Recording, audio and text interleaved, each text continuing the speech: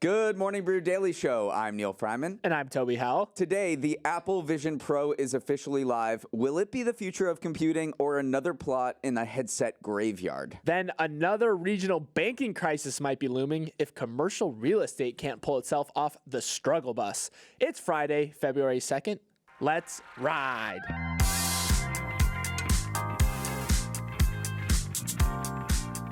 It is Groundhog Day, the very strange holiday where a bucktooth rodent in rural Pennsylvania will tell us whether we'll get an early spring or 6 more weeks of winter. If you're keeping track at home, Punxsutawney Phil has forecasted a longer winter for the past 3 years, so maybe we're due for an early spring this time around. Also, ever since that Bill Murray movie came out, Groundhog Day has symbolized a day you are condemned to repeat over and over and over again.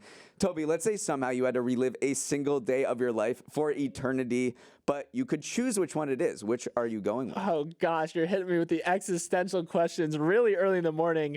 Okay, so I haven't had a kid yet, and I haven't gotten married, so those are like the two easy ones that I would say, but that hasn't happened yet. So I'm just going to go pick a really good meal I had, which, I mean, for my birthday a few years ago, I had this great sushi meal in Seattle. I don't even remember what the place is called, but I'm going to relive that day because the bites were so good. I'm going with, back when I was a senior in high school, my doubles partner and I lost a match that would have won our team the state final for tennis. And so I really was frustrated at the end of that day, and I would love to go back and beat those guys from Eastern Mass.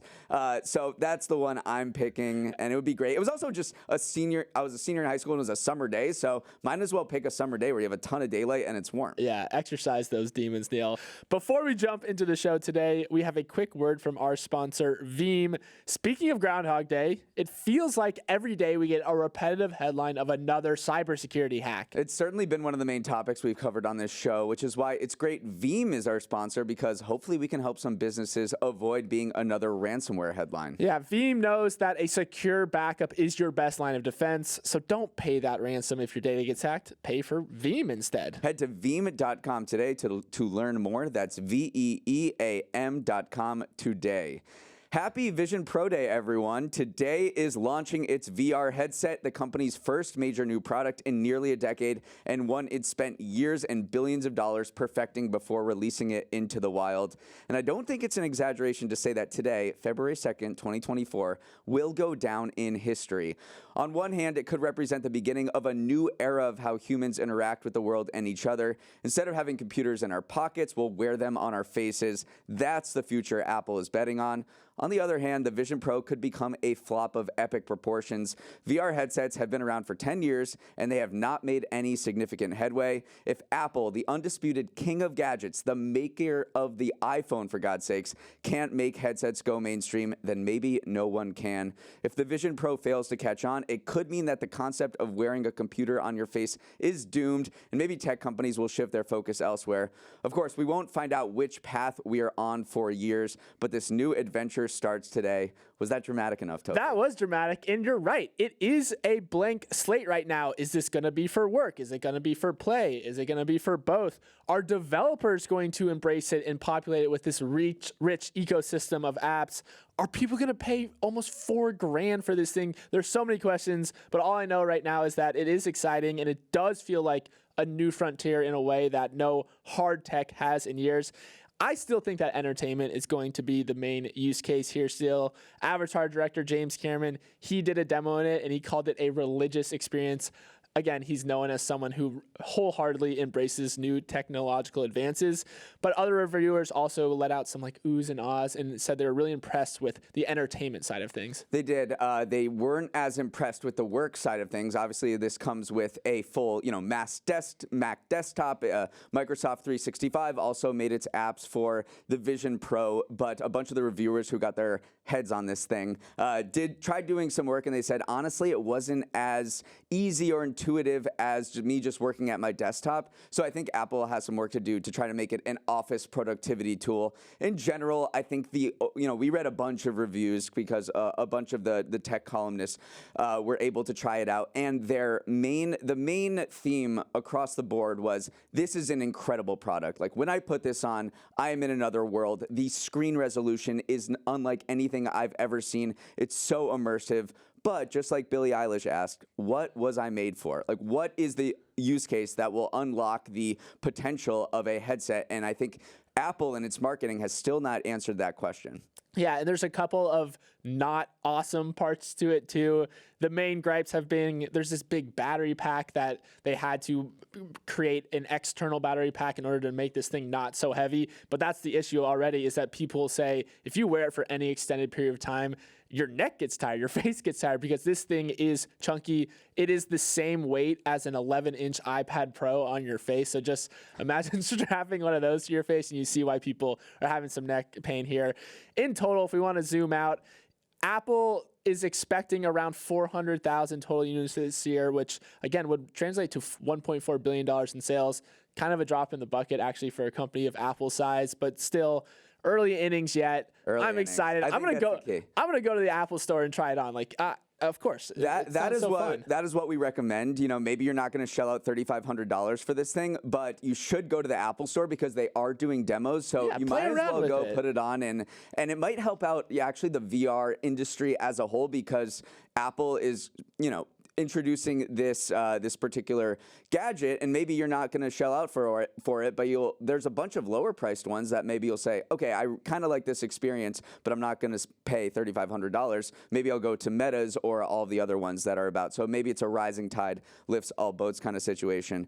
Moving on, 3 of the magnificent 7 big tech stocks reported earnings yesterday, and for the most part, they were magnificent. One day after getting grilled by Congress on Capitol Hill over child safety, Meta CEO Mark Zuckerberg was in rare form, reporting that his company's revenue jumped 25% to $40 billion, its largest year-over-year quarterly sales growth in more than 2 years. It also introduced a dividend for shareholders for the first time. Amazon also had a fantastic holiday quarter as everyone shelled out for Christmas presents. Its profits of $10.6 billion and sales of $170 billion crushed Wall Street expectations. Those reports were giving a standing O by investors, who sent the company's stock prices surging. Meta's jumped 17%, Amazon spiked 8%, adding $280 billion in combined stock market value. And then there's Apple. Apple did okay, growing sales for the first time in a whole year, but a big decline in China is causing a great deal of anxiety over whether Apple's losing the smartphone war in its second largest market. Apple's stock dipped nearly 3% after its report. What were your big takeaways? I mean, let's just start at the top. You talked about Meta at the beginning. I saw a tweet yesterday saying, like, is Zuck's last 12 months of management some of the best in, like, corporate management history? I mean, Meta was dead in the water. VR wasn't catching on. Apple kind of turned their ad business on its head. The company was bloated after overhiring and COVID. And then Zuck announced the year of efficiency. They pivoted to AI very successfully. They got market validated by Apple's efforts to enter VR, and they also saw their ad business bounce back big time. Now it's offering a dividend, which is something you never really expected from a company like Meta. It just has been this huge renaissance for Meta in a year where, if you go back a year ago, it looked like anything but. So right, their headcount is now 22% lower than it was at the start of the year last year, which is a huge shaving and huge cost savings, and they need those cost savings because they are spending and losing so much money on the metaverse. I don't know exactly what Zuck's doing there, but its Reality Labs division, which is Meta's metaverse unit, lost $16.1 billion. So to be able to lose $16.1 billion on, say, R&D on your next decade or two that you think is going to propel your company into the future and post billions in profits like you did, your ad business must be making so much money. Yeah, and issue a dividend and do a $50 billion share buyback, so they have some cash. Amazon also became just a lot more lean and efficient and profitable. I mean, yeah, you mentioned their net income surge. The holiday bump did its thing. Again, that's a big period for Amazon every year. AWS still growing, not the world beater it once was. It was up 13% in the fourth quarter, but it used to be in the 20, the 50% growing range. And then, yeah, Andy Jassy kind of talked about AI too a little bit. Amazon has this generative AI assistant called Rufus that it's testing among some users. So Amazon's hitting all like the beats that you're supposed to hit as well. And then finally, Apple. I know we talked about at the top with the Vision Pro, but you can kind of see from this report why the Vision Pro is so important to Apple, because its growth units are just not growing as much. Its wearables business declined 11% in the December quarter. Its services unit, which contains the App Store, grew 11%. That's definitely not the the growth that it's expecting. So, and it has regulators bearing down. It's had to revamp its App Store in the EU. Sales in China declined 13% amid growing competition over there. So it's really looking for its next big thing, Apple, and it's betting on this headset. All right, let's move on. Another bank might be in trouble, Neal. This time it's New York Community Bank that reported a bigger than expected loss last quarter and has fallen 38% and 11% in back-to-back days. Now, one bank reporting less than stellar earnings usually isn't an issue that Warren's talking about. But remember, we had a mini crisis last March that saw Silicon Valley Bank implode, eventually taking out a variety of banks in its wake, including New York-based Signature Bank. Well, the majority of Signature Bank's assets and liabilities were snapped up by none other than New York Community Bank last year. But NYCBCO said the company is still adjusting to the regulatory demands and growing pains of being a large bank after absorbing Signature and jumping past that $100 billion in total assets threshold, which is a key regulatory measure where stricter capital and liquidity standards come in. Neal, this has been a bumpy quarter for NYCB for sure, but there's also been some nervous whispers that as commercial property comes under pressure, things could start spinning and spiraling for regional banks again. Yeah, this was a terrible quarter for New York Bancorp, but the problem was it wasn't just contained to the United States. Banks as far as Switzerland, Germany, and Japan all kind of plummeted yesterday because there's just a lot of there's a lot of anxiety around all the commercial real estate loans they have on their books. This has been a slow train wreck coming. It's kind of like that test you have at the end of the semester that you're going to fail. You keep asking the professor for an extension, but he's not going to give it. So that's the big problem we have, that there is a slow moving crisis in commercial real estate. We haven't seen it kind of implode right now, but people are still not returning to the office, and these values on offices have completely plunged. Yeah, I mean, the test at the end of the semester that you mentioned is that there's more than $2.2 trillion of U.S. commercial property loans that are set to come due by 2027. And a lot of those property loans are on these regional banks. They're more exposed to the sector than some of the bigger banks. So again, when those loans come mature, it will be make or break time. Can they either refinance and push the loans to a longer timeline so they can get them off their books? Or is we're going to see another eruption, another mini banking crisis like we saw last year? Right. This is I just want to make sure that this is emphasized that this is a separate kind of issue than what happened with Silicon Valley Bank. But this one might be even bigger because of how exposed regional banks, these smaller banks, are to commercial real estate. As you mentioned, they account for almost 29% of assets at small banks compared to just 6.5% at bigger lenders. So these smaller banks, which also have less of a buffer all around than the JP Morgans, the Citis of the world, the Citibanks of the world, they're going to be the ones that take the brunt of the valuation plungings of office space. And the problem is we just don't know yet how much the value of these huge buildings that are now empty are, because the market has kind of frozen over. There haven't been that many transactions. There have been a couple, and they have been very alarming. There was the Aon Center, which is the third tallest office tower in Los Angeles. It recently sold for $150 million, which was 45% less than the previous purchase price in 2014. So that's kind of the canary in the coal mine. These transactions haven't happened, but once they do and all of these valuations kind of come to the fore, it's not going to be good. Yeah, especially when we're all wearing Vision Pros and not community office, just using virtual reality to sit in our office chairs. All right, before we jump into the next part of our show, we're going to take a quick break. It has been a rough winter for Delaware. First, the pride of the Blue Hens, Joe Flacco, lost in the playoffs, and now Elon Musk is threatening to yank Tesla from incorporating in the state and take his talents to Texas. Musk's beef with Delaware began earlier this week when a judge blocked his $56 billion pay package after finding the process for its approval was deeply flawed. And after that major setback, Musk warned other companies to never incorporate in Delaware and escalated the feud by saying he'd hold a shareholder vote to incorporate in Texas. Tesla, like most other companies, is incorporated in Delaware because of the state's business-friendly laws and its court system that has literally centuries of experience with thorny corporate legal issues. 68% of Fortune 500 companies are incorporated in Delaware, and about 4 out of 5 of all U.S. IPOs in 2022 were registered in the state. In Delaware, there are more registered companies than people. But in recent years, other states, including Texas, have been looking at Delaware and thinking, hey, maybe we should build this legal infrastructure to have companies incorporate here. And Musk's effort to move Tesla to Texas could fan the flames of interstate competition. Yeah, this is really bad for Delaware if Elon kind of starts this precedent. I mean, having nearly 70% of the Fortune 500 incorporated there has brought in $2 billion in fees since 2022, which is a quarter of its entire budget. So again, this is kind of an existential threat here. If Elon starts leading this march out of Delaware, like this is the thing.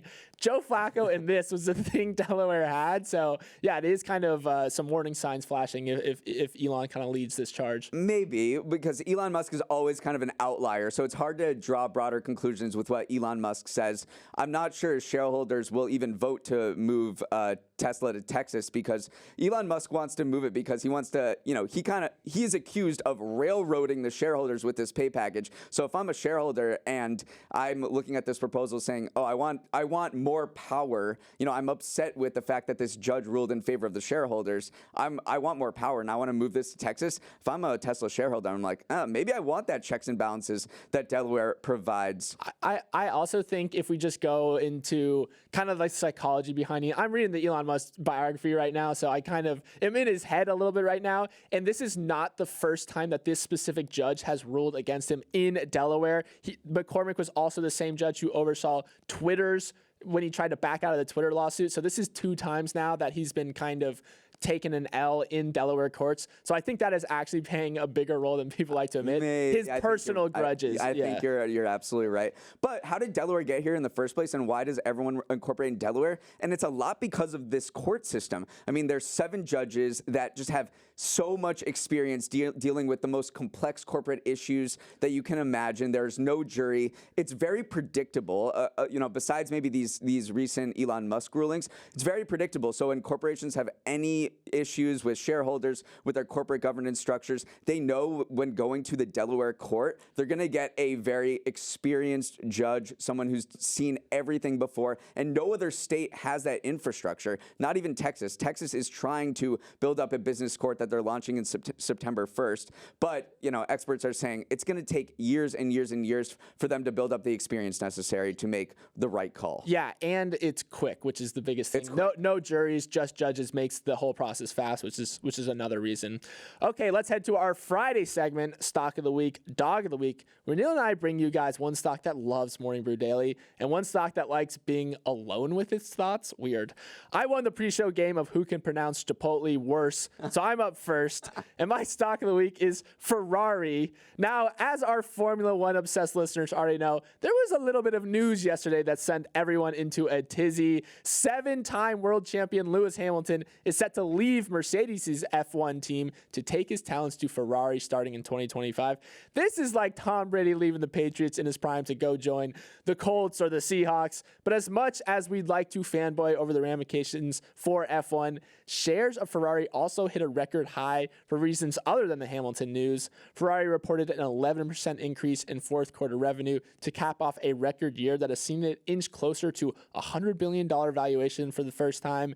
It issued guidance that it expects the upcoming year to be even stronger. So landing Lewis Hamilton and taking a victory lap on an earnings call, not a bad week for Ferrari. Wow, yeah, great week for Ferrari. It looks like what drives Ferrari's performance these days is these personalization and customization you can do with its cars. I personally have not shopped for a Ferrari, so I can't really speak to this personally, but it seems like you can add your own paint job, and that really drives the price higher, and that's what's doing so well for it. The average average selling price for a Ferrari car was at a record high of $431,000 last year. So last quarter. That's like 11 Vision Pros right there. That's a lot of money. So they're really leaning into this customization. It's working out so well for them. That was not 11 Vision Pros either. I got that totally wrong. But also, you're totally right about like the margins driving Ferrari, because Ferrari's deliveries actually declined 2% in the quarter, but their revenue increased 11%. Their operating profit margin is almost 25%.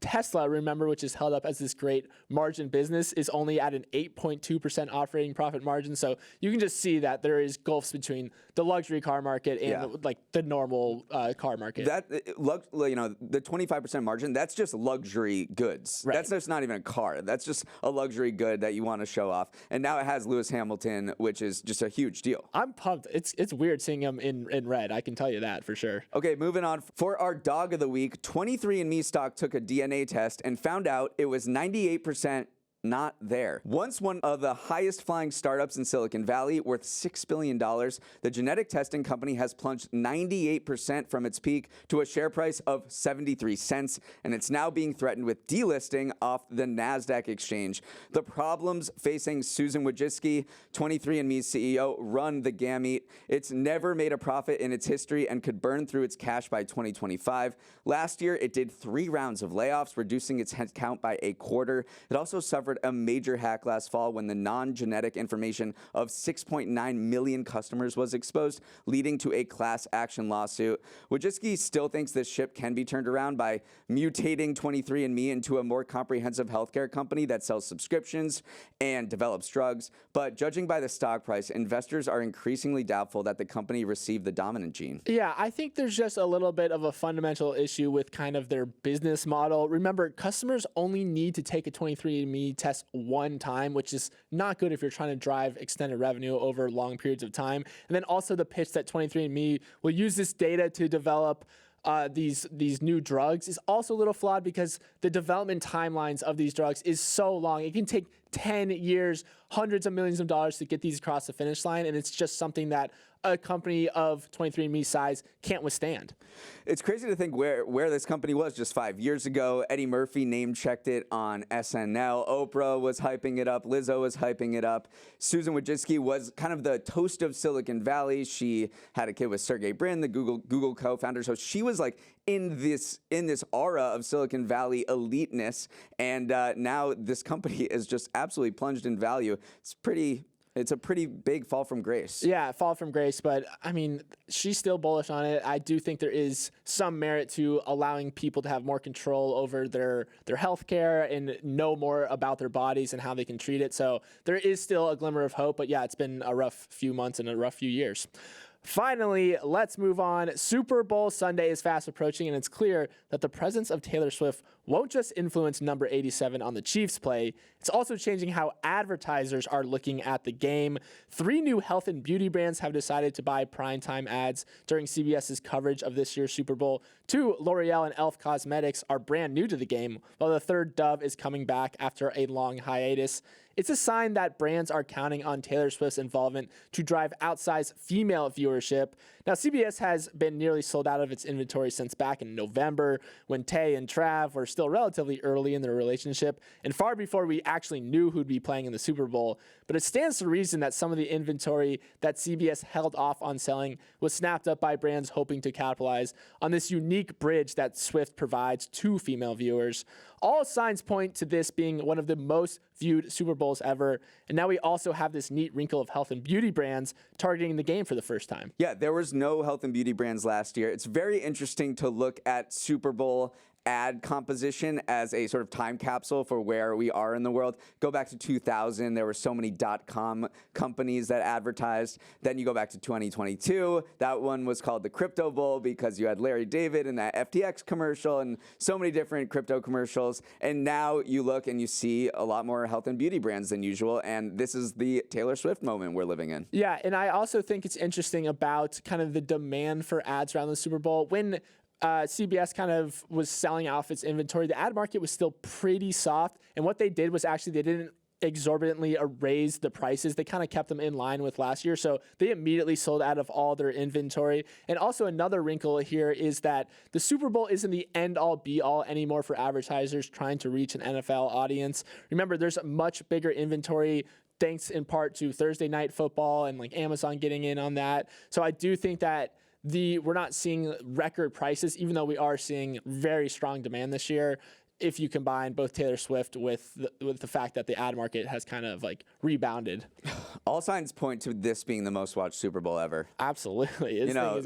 We have producers saying like this is a gift from the gods that Taylor Swift is involved. I know a lot of people maybe some are frustrated, some are excited about it, some are tired of hearing about it, but either way, whatever you think, like people are going to watch, and this is going to be an absolute goldmine for CBS and these advertisers getting in front of, a female audience that maybe did not pay attention to the Super Bowl before or football. I mean, it's just been a huge sea change in the amount of people that watch football, which was already massive. And then you see like 20-30% growth because of the Taylor Swift effect. It's just incredible to watch. Yeah, I think people need to get over it. She's on the screen for like 24 seconds, people. Come on, get over yourselves a little bit. All right, we have to wrap it up there. Dang, another week in the books. Happy Friday, everyone. We're very receptive to feedback, so if you have any thoughts on the show, please write into Morning Brew Daily at morningbrew.com, but make sure it's in a feedback sandwich, please. Let's roll the credits. Emily Milliron is our editor and producer. Raymond Liu is our associate producer. Uchenna Ogu is our technical director. Billy Menino is on audio. Hair and makeup did not see their shadow. Devin Emery is our chief content officer, and our show is a production of Morning Brew. Great show today, Neal. I wish you all well.